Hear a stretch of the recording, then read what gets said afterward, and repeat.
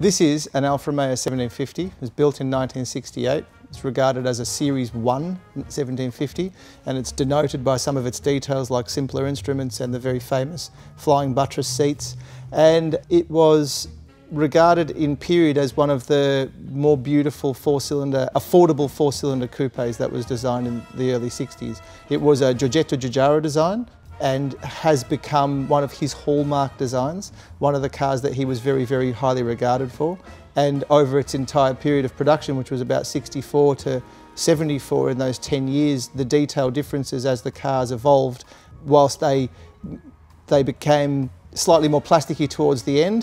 The 1750 is from the middle period where the cars were still very much adorned with classic stainless steel and a minimum of bright work. So a lot of the design work comes down to the creases and the folds and the general shape of the bodywork rather than any of the adornment. So they're a pleasantly simple car. It was what you might call the second generation of that body shape. The nose of the car was smoothened out. They previously had a step with a vent at the leading edge of the bonnet. That was deleted on that model. I don't know if you'd call them beautiful, maybe? Good lines, I'll give you that. But no, it's a great looking little car. It looks very original to me, which is what I like. I like original cars. Except for the wheels. I think the wheels have been changed, haven't they? The wheels are non-original. Yeah, wheels are non-original. They're enhanced. But you've got period tyres on it, which is good. Very important.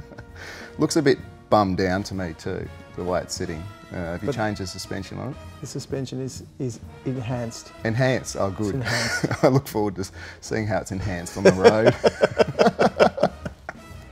They were big competition cars, the derivatives of those cars that were lightweight with more horsepower, known as the GTA, won the World Sports Car or the World Touring Car Championship at the time. They were raced extensively, and they were one of those cars that became well known around the world.